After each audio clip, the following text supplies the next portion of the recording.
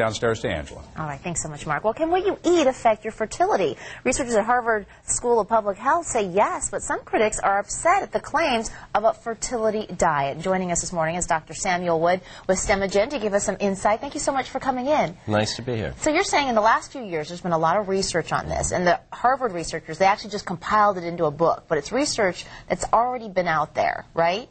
Yeah, it's come out over the last couple of years. And it's become very popular. It's become known as the ice cream diet.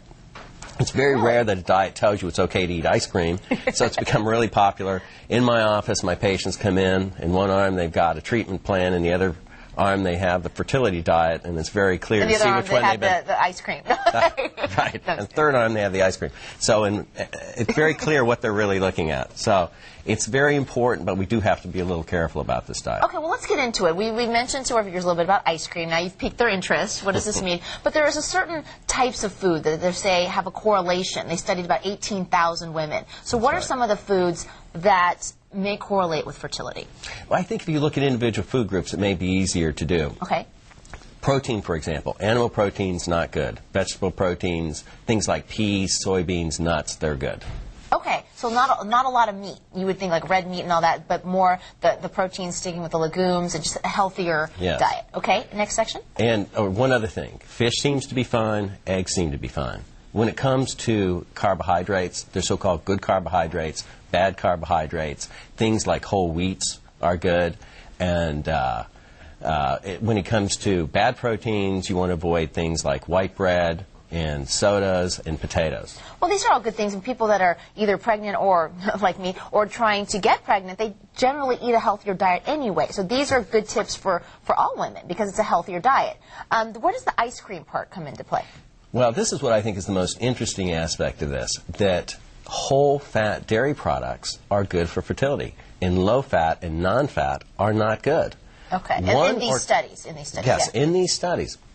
1 or 2 low-fat or non-fat dairy products increased ovulatory infertility by 70 or 80%. So I think this is the most unexpected finding out of the study. Why is that, you think? What is the correlation? Do they do some process to make it non-fat that would affect the nutrients that you're getting? Or I think they're taking good fats out when you have low-fat and non-fat milk. And so that's why they suggest at least 1 whole-fat product a day. And that can be half a pint of ice cream. And I think that's where a lot of the enthusiasm about this diet is. I see. But people shouldn't focus on eating a pint of ice cream and fatty foods. It's really about a balanced diet, and dairy was found to be one of those things. What about things like olive oil or the healthier fats or canola oil, things like that? Yes, those fats are fine. In fact, fat does not seem to have much of an effect on fertility except for trans fats, artificial fats that are in snack foods and junk foods.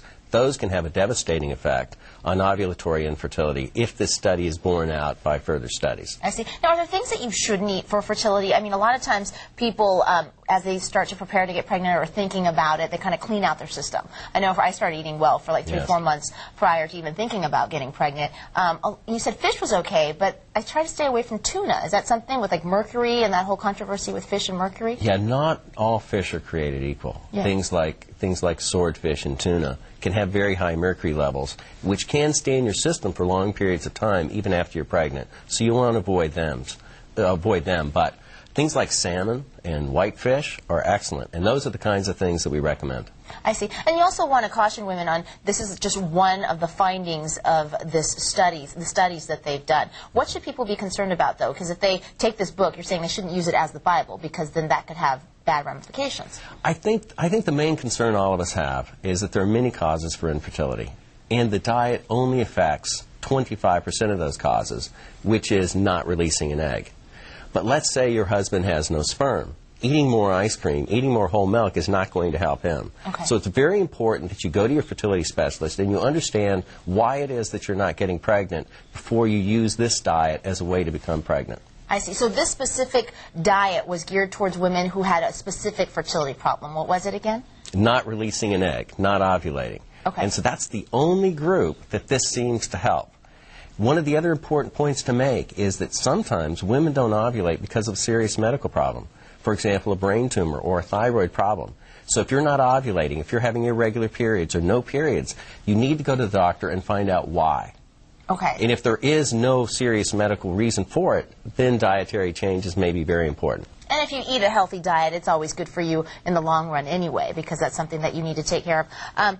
Do you think this works, or what are the trends in now fertility? What are some of the other findings that you see in the future? You know, I have seen over the years that getting healthy, losing weight, getting in that kind of sweet zone in terms of weight, having a body mass index between 20 and 24 does enhance fertility.